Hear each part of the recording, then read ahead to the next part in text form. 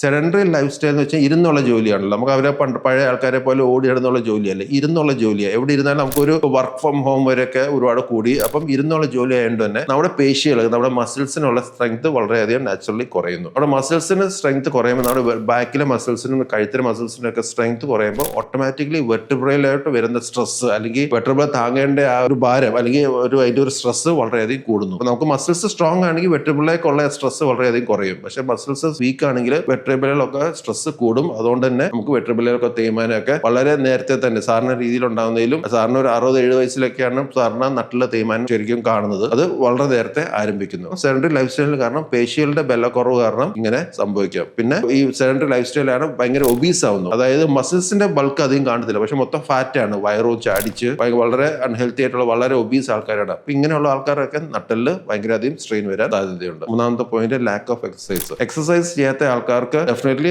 നമ്മുടെ മസിൽസിന്റെ ബൾക്ക് ഇങ്ങനെ ഓട്ടോമാറ്റിക് കുറഞ്ഞുകൊണ്ടിരിക്കും. അതിനെ സാർക്കോപീനിയ എന്ന് പറയും. എസ്പെഷ്യലി ഒരു 40 വയസ്സ് കഴിയുമ്പോൾ നമ്മൾ എക്സസൈസ് ചെയ്യാത്ത ആൾക്കാരാണെങ്കിൽ നമ്മുടെ മസിൽസിന്റെ ബൾക്ക് സ്ലോലി കുറയാൻ തുടങ്ങും, മസിൽ സ്ട്രെങ്ത് കുറയാൻ തുടങ്ങും, നമ്മുടെ ബോഡിയിലെ ഫാറ്റ് ഭയങ്കരമായിട്ട് കൂടും. അപ്പം നമ്മൾ അൺഹെൽത്തി ആയിട്ടുള്ള വെയിറ്റ് ഗെയിൻ നമ്മൾ ഉണ്ടാവും. അതായത് മസിൽസിന്റെ ബൾക്കും കുറയുന്നു, ഫാറ്റും കൂടുന്നു, നമ്മൾ വെയിറ്റും കൂടുന്നു. അപ്പൊ അങ്ങനെ സംഭവിക്കുമ്പോഴേക്കും നമ്മുടെ നട്ടലിലേക്കുള്ള സ്ട്രെയിൻ വളരെയധികം കൂടുന്നു. കാരണം മസിൽസിന് അധികം സപ്പോർട്ട് ചെയ്യാൻ കഴിയുന്നില്ല നമ്മുടെ ബോഡി വെയിറ്റ്. അങ്ങനെ നമുക്ക് നട്ടലിന് വേദന വരാൻ സാധിക്കും. ഇപ്പൊ നമ്മൾ കഴുത്തുവേദനയും നടുവേദനയും നമ്മൾ വളരെ ചെറുപ്പം മുതലേ നമ്മൾ കറക്റ്റായിട്ട് നമ്മുടെ സീറ്റിംഗ് അറേഞ്ച്മെന്റ്സും നമ്മൾ എന്ത് ജോലി ചെയ്താലും നമ്മൾ എന്ത് ചെയ്താലും നമ്മുടെ അതിന്റെ അലൈൻമെന്റിനെ റെസ്പെക്ട് ചെയ്തോണ്ട് അതിനെ ബഹുമാനിച്ചുകൊണ്ട് വേണം നമ്മൾ എപ്പോഴും നമ്മുടെ സീറ്റിംഗ് അറേഞ്ച് ചെയ്യാൻ. ചിലവർ ഇങ്ങനെ കാല് പൊക്കി വെച്ച് കാല് മടക്കി വെച്ച് ഇങ്ങനെ വളരെ റിലാക്സ് ആയിട്ട് ഇരിക്കുമ്പോൾ അത് ശരിക്കും നടുവിന് വളരെയധികം സ്ട്രെയിൻ ഉണ്ടാക്കും. അപ്പം ആ കാര്യങ്ങളൊക്കെ നമുക്ക് വളരെയധികം അവോയ്ഡ് ചെയ്യണം. ഇപ്പം ബാക്കിന് നല്ല രീതിയിൽ സപ്പോർട്ട് കിട്ടുന്ന രീതിയിലും കഴുത്തിന് പ്രോപ്പറായിട്ട് സ്ട്രെസ് വരാതിരിക്കാത്ത രീതിയിൽ വേണം നമ്മൾ എല്ലാ കാര്യങ്ങളും ഡിസൈൻ ചെയ്യുന്നത്. കമ്പ്യൂട്ടറൊക്കെ എപ്പോഴും നമ്മുടെ കണ്ണിന്റെ മുകളിൽ ലെവലിൽ സ്ട്രെയിറ്റ് ആയിട്ട് വെച്ച്